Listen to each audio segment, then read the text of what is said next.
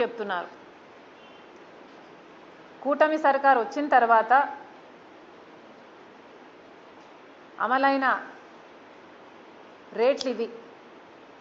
అక్కడ పంట పేర్లు రాస్తున్నాయి. మద్దతు ధర యాక్చువల్గా క్వింటాల్కు ఎంత ఉంది, దానికి దక్కిన ధర ఎంత, వ్యత్యాసం ఎంత,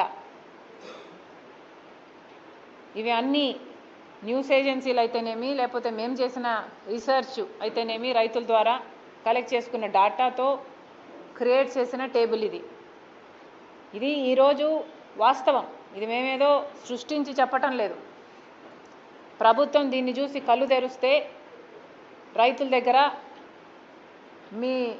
మీరు పడిపోకుండా ఉంటారు. గతంలో రైతులకు మీరు ఇచ్చిన మాట నిలబెట్టుకోవాలి అంటే రైతులకు జరుగుతున్న ఈ అన్యాయాన్ని కూడా మీరు గమనించి సరి చేసుకోవాల్సిన అవసరం ఉంది. మొన్న అచ్చెన్నాయుడు గారు ఈ ప్రెస్ స్టేట్మెంట్ ఇచ్చారు.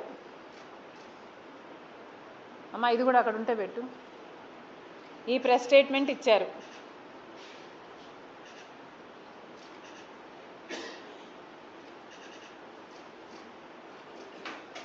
ధర స్థిరీకరణకు 6,000 కోట్ల రూపాయలు ఖర్చు చేశాము అని.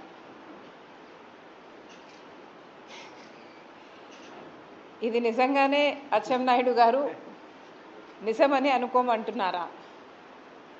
ఇంత బ్లేటెంట్గా, ఇంత పచ్చబద్దాన్ని మీడియా సాక్షిగా కూటమి సర్కార్ చెప్తుంది అంటే ఇది అమానుషం కాదా? మీరు అధికారంలోకి వచ్చి 10 నెలలు అవుతుంది. ఈ 10 నెలల్లో మీరు 6,000 కోట్ల రూపాయలు రైతుల కోసం ఖర్చు పెట్టారా? ఇది నిజమా? ఇది నమ్మమంటారా? ఇది నిజమే అయితే ఎలా ఖర్చు పెట్టారో, ఐటమ్ వైస్గా 6,000 కోట్ల రూపాయలు ఎలా ఖర్చు పెట్టారో ప్రజలకు తెలియాల్సిన అవసరం ఉంది. శ్వేతపత్రం రిలీజ్ చేయండి. మాకు కూడా తెలుసుకోవాలని చాలా ఇంట్రెస్ట్గా ఉంది. రైతుల కోసం మీరు ఎలా ఖర్చు పెట్టారో కూటమి సర్కార్ని కాంగ్రెస్ పార్టీ ఛాలెంజ్ చేస్తుంది. దీని వైట్ పేపర్ని, శ్వేతపత్రాన్ని రిలీజ్ చేయండి. ఇక ఈరోజు ప్రెస్ మీటు పెట్టాలనుకున్న అంశము కులగణన. కేంద్ర ప్రభుత్వం ఎట్టకేలకు దేశవ్యాప్తంగా కులగణనకి ఒప్పుకున్నట్టుగా మొన్న